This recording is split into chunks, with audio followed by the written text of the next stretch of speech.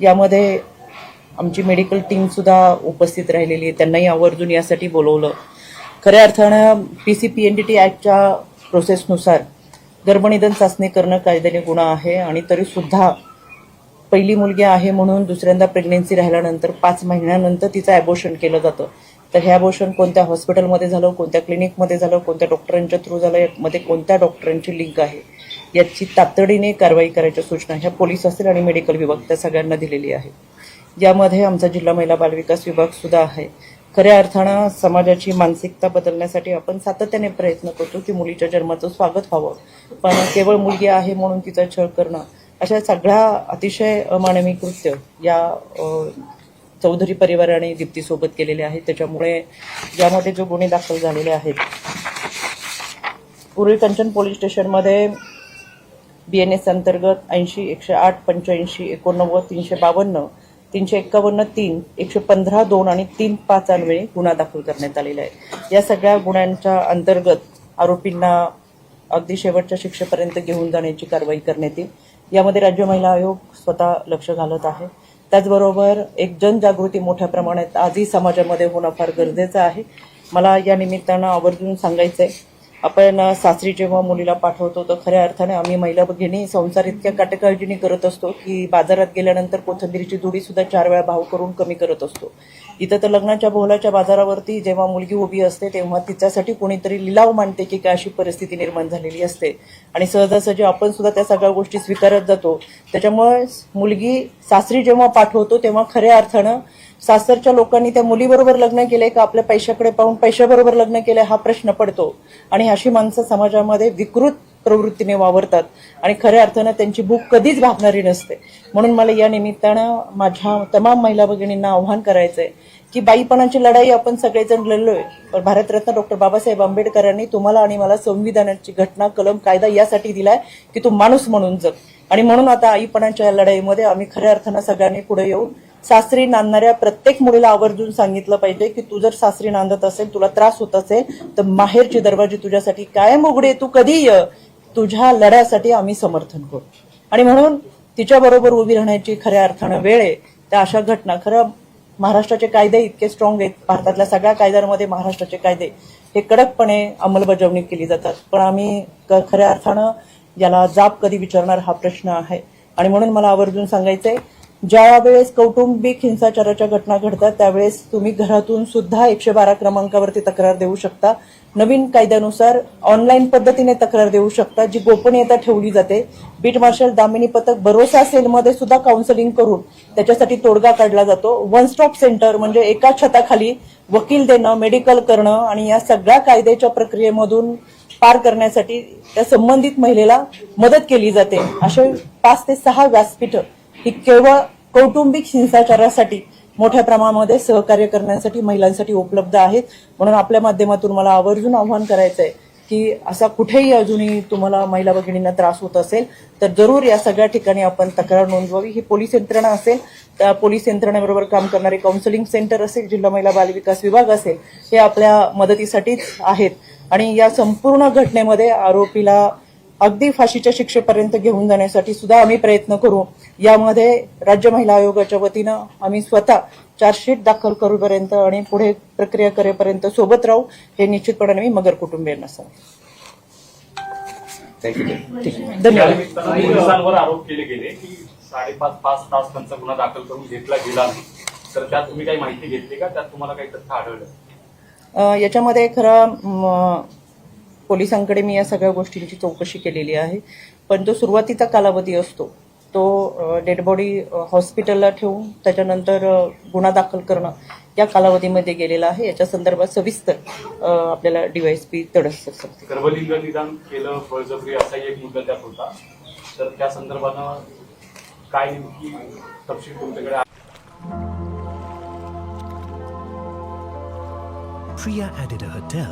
काम करत असताना आम्ही गर्भनिधन PCPNDT ॲक्टनुसार धडक कारवाई करण्यावरती फार मोठी मोहीम राबवलेली आहे. पण अजूनही शोकांतिका ही आहे की मुलगी नको आणि म्हणून मुलीचा गर्भ असेल तर तिचं ॲबॉर्शन झालंच पाहिजे, ही मानसिकता समाजाची का बदलत नाही? आणि याच्यामध्ये कुठेतरी आम्हीच आहोत. एका मुलीचा जन्म असून सुद्धा म्हणजे मुलगी म्हणून आम्ही जेव्हा जगतो, एक स्त्री म्हणून जगतो, एक बाई म्हणून जगतो, तरी सुद्धा एका मुलीचा जन्म आम्हाला नको असतो. त्याच्यामध्ये कुठली तरी सासू असते, कोणतरी नणंद असते, कोणीतरी आई असतं. आणि म्हणूनच ही समाजाची मानसिकता जर बदलायची असेल, कायदा आहे पीएनडीटी ऍक्ट नुसार कडक कारवाई होते. या घटनेमध्ये सुद्धा पहिली मुलगी आहे म्हणून तिला त्रास दिला जातो आणि दुसऱ्या मुलगी डिटेक्ट झाल्यानंतर त्याच्यामध्ये तिचं अबॉर्शन केलं जातं. अतिशय लाजिरवाणी ही गोष्ट आहे. विद्येच्या बाहेर घरामध्ये आम्ही राहतो, आजही सुशिक्षित म्हणून घेतो, पण मला हा प्रश्न पडतो की आम्ही सुशिक्षित कोणत्या मानसिकतेतून झालोय. अजूनही मुलीच्या जन्माचं स्वागत करायला आम्ही नकार देतो आणि म्हणून समाजाची ही मानसिकता बदलण्यासाठी फार मोठी लढाई लढावं लागेल.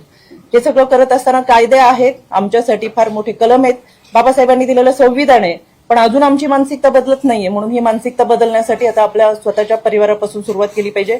मी जर केंद्रबिंदू असेल तर हा परीघ पूर्ण करण्यासाठी मला समाजाची मानसिकता बदलण्यासाठी पुढे यायला पाहिजे.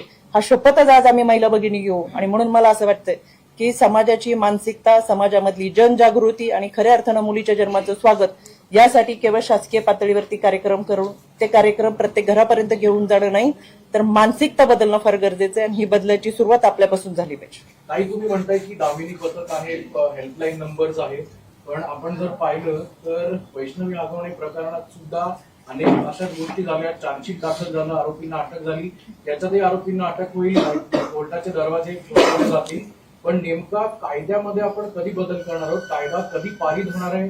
केंद्र सरकारमधनं कायदे पारित होतात, मात्र राज्य शासनाकडनं या सगळ्या बाबतीच्या शिफारसी कधी होणार आहेत? कारण आता या सगळ्या घटना ज्या आहेत त्या सातत्याने राज्यात आणि संपूर्ण ठिकाणी वाढताना 2 जुलै 2025 रोजी केंद्र सरकारने नवीन कायदा आणला आणि हा बीएनएस अंतर्गत आणलेल्या 3 कायद्यांची अंमलबजावणी संपूर्ण राज्यांमध्ये होत असताना महाराष्ट्रामध्ये सुद्धा ते कायदे लागू करण्यात आले. हे लागू करत असताना ज्या पद्धतीने मी आता सांगितलं की डीव्ही केस जर होत असेल किंवा घरामध्ये कौटुंबिक हिंसाचार होत असेल तर त्या महिलेने घराच्या बाहेर सुद्धा जाऊन तक्रार दाखल करण्याची भीती वाटत असेल तर ती ऑनलाईन पद्धतीने सुद्धा तक्रार दाखल करू शकते. आणि ऑनलाईन पद्धतीने केलेल्या तक्रारीची दखल घेऊन कायदेशीररित्या पूर्ण प्रक्रिया पूर्ण करत असताना तिला संरक्षण देणं ही सगळी प्रक्रिया नवीन कायद्यामधली आहे. त्याच्यामुळे बीएनएसच्या अंतर्गत जर आरोपी आणि त्याच्यावरचे आरोप सिद्ध होत असताना दोषारोप पत्रासहित त्याला फाशीच्या शिक्षेपर्यंत घेऊन जाण्याचे अनेक कलम यामध्ये दुरुस्त करण्यात आलेले आहेत. त्याच्यामुळे गेल्या वर्षी हे कायदे सगळे दुरुस्त झालेले आहेत. इतकंच काय, हे दुरुस्त झालेले कायद्यांची अंमलबजावणी हवी म्हणून आम्ही स्वतः या नागपूरच्या पहिल्या अधिवेशनामध्ये सर्व अधिकाऱ्यांना ट्रेनिंग दिलेलं आहे की जे नवीन कायदे आलेले आहेत बीएनएसच्या अंतर्गत या कायद्याची अंमलबजावणी आपण कशी करावीत. त्याच्यामुळे आता जे कायदे आलेले आहेत हे नवीन कायदे आहेत आणि अतिशय कडक असे हे कायदे आहेत. त्याची अंमलबजावणी ही निश्चितपणाने होईल आणि होत आहे. त्याच्यामुळे जर कुठे असं वाटत असेल, मला निश्चितपणाने अर्जदारांनाही आवर्जून सांगायचंय, याच्यामध्ये जर कोणालाही असं वाटत असेल की यामध्ये पोलिसांची कुठं हलगर्जीपणा होतोय, बेफिकिरी होतोय, दुर्लक्ष होतंय, तर राज्य महिला आयोग तुमच्या सोबत आहे. ताई, तुम्ही आता परिवाराशी भेट घेतलाय, काय परिवाराचं म्हणणं होतं? आई बाबांशी बोललात, काय त्यांचं म्हणणं होतं? काय शास्त्राचे लोक यांनी कधी कॉन्टॅक्ट करण्याचा प्रयत्न नाही केला का? कारण ते पदावर होत्या, सरपंच होत्या तिथे, यांनी कधी कॉन्टॅक्ट केलाय का आणि त्यांच्याकडे काय सांगण्यात आलं? भाजपच्या पदाधिकारी तुम्ही सांगा की फॅमिलीनी काय तुम्हाला खरं तर ह्या फॅमिलीचे निलेश दादांच्या माध्यमातून आमच्या अनेक वर्षापासूनचे रिलेशन असल्यामुळे तातडीने त्यांनी जी घटना घडली ती सांगितली. यामध्ये मुलीच्या बाबांनी मान्य केले की तिने खूप वेळा आमच्याकडे तक्रार केली, पण आम्ही कधीही ती तक्रार आम्हाला पोलिसांकडे सांगावी किंवा न्याय मागावा यासाठी आम्ही प्रयत्न केला नाही, तो आम्ही करायला पाहिजे होता. खरं तर तुम्ही मानसिकता आता समजून घेते, कुठल्याही आईचं लेकरू अशा पद्धतीने जातं तेव्हा प्रचंड वेदना होतात. त्याच्यामुळे निश्चितपणाने यामध्ये मी परत एकदा आवाहन करेल की अशा घटना जेव्हा सासरी राहणारी कोणतीही लेक माहेरी येऊन जेव्हा तक्रार करत असेल किंवा माहेरी त्रास होतोय सांगत असेल तर माझी त्या आईबाबांना विनंती राहील, त्यांनी जवळच्या पोलीस स्टेशन असेल, जी मी परत सांगते, याच्यामध्ये आपण जेव्हा तक्रार दाखल करता तेव्हा ती गोपनीय राहते, ती कोणालाही समजत नाही, पण किमान तक्रार दाखल करा, त्याच्यावरती निश्चितपणाने आपल्याला तोडगा काढता. राजकीय दबाव येतोय, राजकीय दबावापोटी पोलीस कारवाईमध्ये दिरंगाई करतात. आमदारांनी राजकीय दबाव त्या दिवशी टाकलेला असं काही असेल तर मी जरूर माहिती घेईल, पण मी पोलिसांना देखील विचारलं, याच्यामध्ये राजकीय दबाव हा पोलिसांवरती कोणताही नाही, कुणाचाही राजकीय फोन आलेला नाही, म्हणजे मी विचारलेल्या माहितीप्रमाणे, पण तरी सुद्धा अजून त्याच्या संदर्भात मी माहिती घेईल आणि कोणीही याच्यामध्ये राजकीय दबाव आणू शकत नाही. राज्य महिला आयोग म्हणून आम्ही हे पारदर्शकपणे त्याच्यावरती कारवाई करावी असं सूचना या पोलिसांना दिलेल्या. या सगळ्यांच्या मनात तोच प्रश्न असेल, आता अटक होईल, गुन्हे दाखल होतील, दोषारोप पत्र होईल, आगवणी प्रकरणाच्या वेळी म्हटलं गेलं की फास्ट ट्रॅक मध्ये केस चालली पाहिजे, त्याचं काय झालं आता तुम्ही सगळेजण जाणता, त्याचं काय स्टेटस आहे हे सुरुवातीला सांगा आणि या केसमध्ये तुम्ही त्याच्यापेक्षा वेगळं काय करणार आहात जेणेकरून हगवणे कुटुंबाला किती वर्ष किती महिने झाले तुम्ही पाहतोच आहे, ती त्यांच्या वाट्याला येणार आहे का? मला असं वाटतं की त्या केसमध्ये आरोपी सगळे अटक आहेत. या सगळ्या मध्ये इन्व्हेस्टिगेशन, तपास आणि फॉरेन्सिकचा अहवाल हे सगळे सादर होऊन कायद्याच्या चौकटीतून ही सगळी प्रक्रिया पूर्ण होत असते. आणि हे प्रत्यक्षदर्शी आपण सगळेजण पाहत आहे, आपल्याला त्या सगळ्या गोष्टीची कल्पना आहे. याच्यामध्ये 2 आरोपींना काल अटक केलेली आहे. 2 दिवसात विशेष पथक नेमलेले आहे, ज्याच्यामध्ये उर्वरित 2 आरोपींना देखील अटक केली जाईल. आणि ज्या 2 आरोपींना 31 तारखेपर्यंतची पीसी आहे. अनेक प्रश्न या सगळ्यांच्या मनामध्ये देखील आहेत की संबंधित म्हणजे दीप्तीचा मोबाईल असेल किंवा अजून काही तिची सुसाईड नोट कुठे आहे का, असे अनेक प्रश्न आहेत. पण ज्या नवरा आणि सासूला 31 तारखेपर्यंतची पीसी आहे त्यांच्याकडून सुद्धा ही सगळी माहिती घेतली जाईल. आणि आता पोलीस तपास सुरू झाल्यानंतर निश्चितपणाने जे काही प्रश्न आहेत त्या सगळ्यांच्या प्रश्नांची उत्तरं नक्कीच मिळतील, त्याची शाश्वती आम्ही देऊ. त्यांना 2 वर्षाचं बाळ आहे, त्याच्या संदर्भात काही निर्णय घेण्यात आलाय का? त्यांची कस्टडी आणि बाकी सगळ्याच काही ठरवलंय का? कुटुंबियांनी काय सांगितलं? बाळ आता कुटुंबियांकडे ते घेऊन आलेले होते, त्यांच्या नातेवाईकांनी बाळ त्यांच्याकडे दिलेले. ही हुंडाबळीची केस आहे किंवा गर्भपाताची किंवा एकूण ते सातत्याने मुलीला त्रास दिला जातो की तिकडचे पैसे आण हे काय प्रकारे मिळतात? चंद्रकांतजी, मी आता तुम्हाला सगळे डिटेल्स सांगितले. जी एफआयआर झाली, अजूनही आपल्याला तपासामध्ये बऱ्याचशा गोष्टी समजतील. आईवडिलांनी ज्या पद्धतीने तक्रार केली आहे, मला बाकीच्यांनी त्यांचे बंधू बरेच या ठिकाणी आहेत, त्यांनी ज्या पद्धतीने सांगितलं त्या पद्धतीने पूर्ण तपासामध्ये आपण नमूद केलेलं आहे. त्याच्याही पुढे जाऊन मी पोलिसांना सूचना दिलेल्या आहेत की अजूनही त्यावेळची मानसिकता थोडीशी वेगळी असते की सगळ्या गोष्टी आठवत नाही किंवा बराच ताण असतो. पण मी त्यांनाही सांगितलं, बाबांनाही सांगितले की अजूनही तुम्हाला असं काय वाटलं की कधी दीप्तीने तुम्हाला काही सांगितलं असेल, काही पुरावे असतील किंवा अजून काही सांगायचं असेल तर ॲडिशनल म्हणून आम्ही निश्चितपणे याच्यामध्ये गुन्हे नोंद करू. आणि सगळ्याच गोष्टी एकाच वेळेस तपासामध्ये आपल्याला सांगता येणार नाहीत. अजून 2 आरोपी आणि ते सगळा तपास सुरू होत असताना बऱ्याचशा गोष्टी आपल्या समोर येतील. मला असं वाटतं की आजच सगळ्या गोष्टींवर भाष्य करण्यापेक्षा साधारणतः गुन्हे कोणते नोंद झालेले आहेत, आरोपी अटकेत येत आणि ही सगळी प्रक्रिया मी तुमच्या समोर मांडलेली आहे. अजून काही 2 आरोपी अटक झाल्यानंतर अजूनही बऱ्याच इन्व्हेस्टिगेशनमध्ये काही गोष्टी समोर येतील, त्या निश्चितपणाने मी तुमच्या समोर. या प्रकरणाला पॉलिटिकल इंटरव्हेन्शन अजिबात आणायचं नसलं तरी सुद्धा जे आरोपी आहेत ते एका गावच्या सरपंच आहेत आणि सरपंचाकडनं जर असं वागणं होत असेल तुम्ही सुद्धा एक राजकारणी आहात आणि त्यामुळे कुठेतरी या सगळ्या बाबत एक ठोस भूमिका एक पक्षाच्या नेत्या म्हणून समोरच्या आरोपी ज्या सरपंच आहेत त्यांच्यावर सुद्धा घेतली पाहिजे असं वाटतंय. त्या ज्या वागलेल्या आहेत म्हणजे मला जेवढी माहिती मिळाली ते अत्यंत चुकीचं आहे. किंवा तिच्या आईने सुद्धा मला मगाशी काही गोष्टी सांगितल्या त्या अत्यंतच अमानवीय आहेत, निंदनीय आहेत, चुकीच्या पद्धतीने आहेत. शेवटी लेकीला जसं सांभाळतो तशा पद्धतीची मानसिकता सुनेच्या बाबत असली पाहिजे. पण जे घडलंय ते चुकीचं घडलेलं आहे आणि अशी ही मानसिकता कोणाची असू नये असं मला मनापासून वाटतं. ज्या ठिकाणी गर्भलिंगनिदान चाचणी झालेली आहे त्या डॉक्टरांवरती कारवाई आमची मेडिकल टीम या ठिकाणी उपस्थित होती. आमची PCPND टॅगची समिती सुद्धा होती. त्यांना देखील त्या आताच आरोपीला खरं तर ज्या हॉस्पिटलमध्ये हे सगळं केलंय तर पोलिसांची टीम त्या हॉस्पिटलमध्ये घेऊन गेलेली आहे. आता आरोपीला स्वतः तिथे नेलेलं आहे आणि ह्यामध्ये आमची मेडिकल टीम सोबत गेलेली आहे. त्याच्यामुळे हे कधी घडलं, कसं झालं, त्याच्यामध्ये किती जणांच्या सह्या होत्या आणि हे सगळं इन्व्हेस्टिगेशन मध्ये आपल्या समोर येईल. तातडीने आम्ही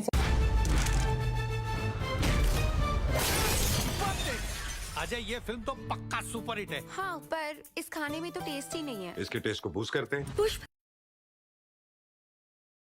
स्पाइस बूस्टर, एक मैजिकल मसाला जो हर खाने का स्वाद बढ़ाए। पुष्प स्पाइस बूस्टर, अपना स्वाद। मध्ये सीएच्या माध्यमातून आम्ही सूचना देतो आणि धडक कारवाई केलेल्या आतापर्यंतच्या आणि केसेस आमच्याकडे आहेत.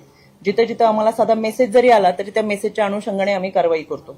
त्याच्यामुळे हे जर कोणी करत असेल आणि याच्यामध्ये कुठली लिंक असेल तर त्यांच्यावरती निश्चितपणाने कारवाई केली जाईल. आपल्याकडे सुद्धा काही माहिती असेल तर आमच्याकडे पाठवून द्या. केवळ पुण्याचीच नाही, पुण्याच्या आसपासची असेल, महाराष्ट्राची असेल, कुठलीही असेल तर त्याच्यावरती आमच्याकडून कारवाई केली जाईल. काय कारवाई केली, किती अटक केली? बेसिक एक मिनिट ते असं हो हो सगळी डिटेल आणि काय कारवाई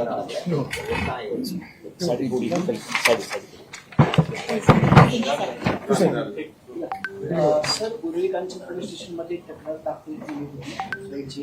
काय या सगळ्या प्रकारे तुम्ही कारवाई केली आहे? कुठेपर्यंत तपास आलाय? किती आरोपींवर गुन्हा दाखल आणि किती आरोपी अटकेत?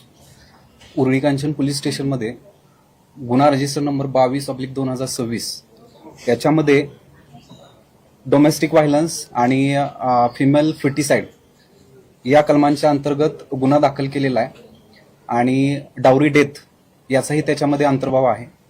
या गुन्ह्याच्या अनुषंगानं गुन्हा रजिस्टर झाल्यापासून तपासाचे जे पैलू आहेत, पॅरामीटर्स आहेत, तर त्या अनुषंगानं घरझडते असतील, 2 आरोपींचं अटक असेल, त्याच्या व्यतिरिक्त PCPNDT ऍक्टच्या ज्या हे आहेत, जे ऑफेंडर्स आहेत त्यांना शोधण्यासाठी त्या अनुषंगानं आरोपीकडून चौकशी चालू आहे आणि या गुन्ह्याचा तपास जरी प्रायमरी स्टेजला असला तरी यामध्ये भविष्यात जे 2 राहिलेले आरोपी आहेत त्यांना अटक करून त्यांच्याकडूनही इतर पुरावे गोळा करून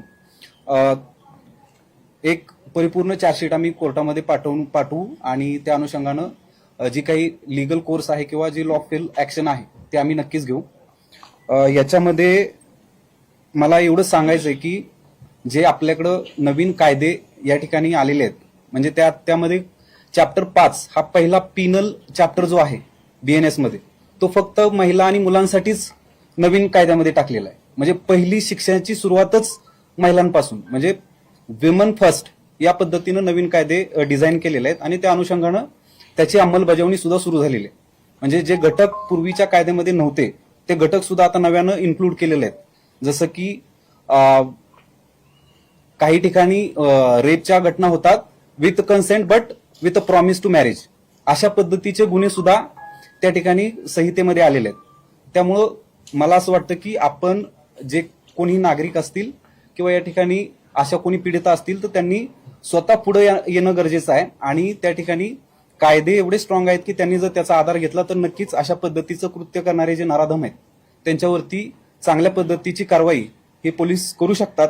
फक्त त्यांनी समोर येणं गरजेचं आहे, कारण हे जे गुन्हे आहेत ते एका व्यक्तीविरुद्ध होतात. ज्या ठिकाणी राज्याविरुद्धचे गुन्हे असतात त्या ठिकाणी आम्ही सो मोठो इंटरव्ह्यू करू शकतो, परंतु अशा केसमध्ये मला असं वाटतं की सर्व माझ्या भगिनींना माझी विनंती आहे की त्या ठिकाणी त्यांनी समोर आलं पाहिजे. डावरीच नव्हे तर अशा पद्धतीचा इन्फंटिसाइड किंवा कुठल्याही पद्धतीचा जो जोर जुलूम आणि जबरदस्तीचा प्रकार आहे तो निदर्शनास आणून दिला तर आम्ही त्यावरती कठोरातली कठोर कारवाई करू. दोन आरोपींना कुठून अटक केलेली आहे, त्यांचा रोल काय आहे, प्रायमाफेसी म्हणता येणार नाही तर त्यांना कोर्टाने शिक्षा सुनावली आहे, PC तुमच्याकडे आहे, रोल काय एस्टॅब्लिश झाला या दोन्ही आरोपी आणि नातं काय? मुख्य आरोपी पीडितेचा नवरा आणि पीडितेची सासू हे 2 आरोपी सध्या ताब्यात आहेत आणि पीडितेचा सासरा आणि दीर हे 2 फरार आहेत आणि त्यांना त्या ठिकाणी शोधण्यासाठी आम्ही विशेष पथक इन्क्लुडिंग LCBची टीम, आमची पोलीस स्टेशनच्या टीम्स त्या ठिकाणी वर्कआउट करत आहेत आणि त्यांचा जो रोल आहे तो आता प्रायमरी स्टेजला जी इन्व्हेस्टिगेशन आहे त्यामध्ये आम्ही इन्फंटिसाइड किंवा फिटिसाइड या अनुषंगानं त्यांनी केलेले जे काही प्रयत्न आहेत त्या अनुषंगानं पुरावा गोळा करणं, डावरीच्या अनुषंगानं जे फिर्यादी आणि घर जडतीतून काही कागदपत्र मिळाले त्याच्या अनुषंगानं त्यांना डावरीसाठी जे काही उद्युक्त केलेलं आहे त्या अनुषंगानं पुरावे गोळा करणे आणि तिला जो मानसिक त्रास झालेला आहे त्याच्या अनुषंगानं तिचा मोबाईल आहे त्याच्यातून डेटा रिट्रीव्ह करणे आणि इतर जे काही तांत्रिक ज्या गोष्टी आहेत, बऱ्याच तपासाच्या गोष्टी आहेत त्या आम्ही करू आणि त्या अनुषंगानं एक चांगलं चार्जशीट त्या ठिकाणी कोर्टामध्ये करू. अटक कुठून केली आणि त्या दोघांचा काही तपास लागला का दुसऱ्या दोघांचा तपास सुरू आहे. आज उद्या 2 दिवसामध्ये तेही आरोपी अटक होऊन जातील. लोकेशन सांगा ना. लोकेशन माहित नाहीये, त्यांचे मोबाईल बंद आहेत. आम्हाला माहित असतं तर अटक केलं असतं ना.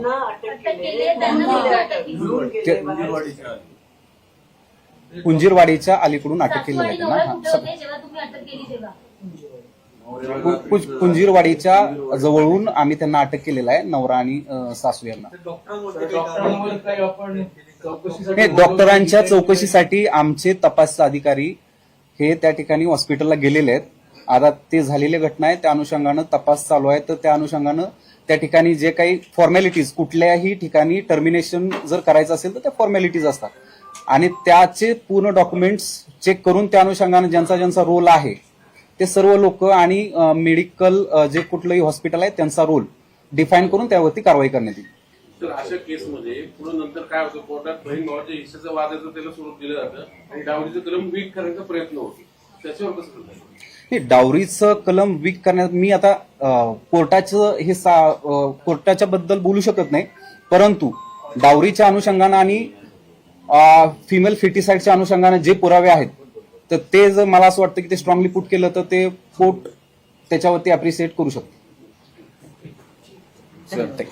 दोघ जणांना जे सापडले ते आज त्यांना जे सहकार्य करतात त्यांच्यावर पण कारवाई दोन दिवसात ते अरेस्ट होतील. तुम्ही काय त्यांना जे सहकार्य करतात त्यांना जे सहकार्य करतात त्यांच्यावर पण कारवाई आपण काय करतो की अरेस्ट करण्यासाठी जे प्रयत्न आहेत पहिल्या जर 4 दिवसात जर आम्हाला ते अरेस्ट नाही झाले तर मग त्यानंतर आम्ही त्यांना हे करतो की ते जर त्यांना माझ्या घरात बसले ते आता तुम्ही जे मदत करणार आहे त्यांना काय जे करणार? मदत करणार आहे जे सहकार्य करताय त्यांचा रोल बघून आपण त्याच्यावर कारवाई करू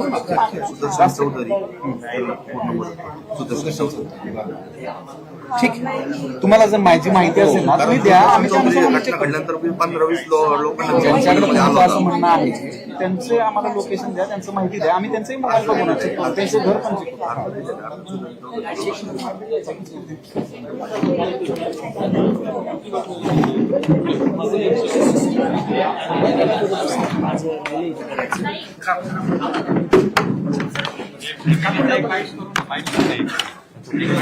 कापून नको